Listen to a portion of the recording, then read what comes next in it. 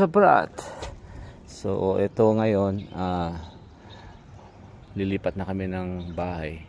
Another villa dito pa rin sa RJ area. So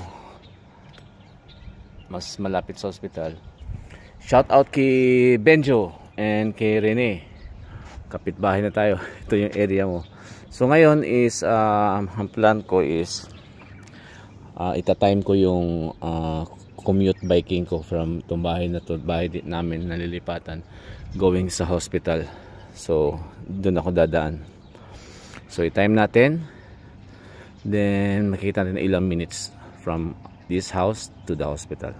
Let's go. Alright mga Zabrat, so andito na tayo sa hospital.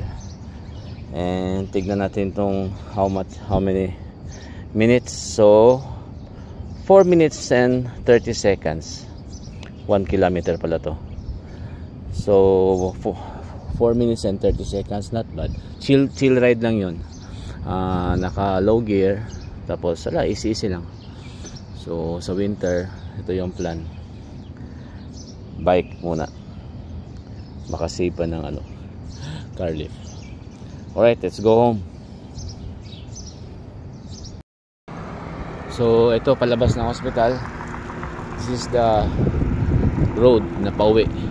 Meron siyang little bit off-road, pero kayang-kaya. Yan. Chill ride lang going home. So kanina 1 kilometer ang record na to. 1 kilometer 4.5 minutes. So yan, a very short rough road. Tapos yan na, dyan na yung bahay. Okay, Zabrat.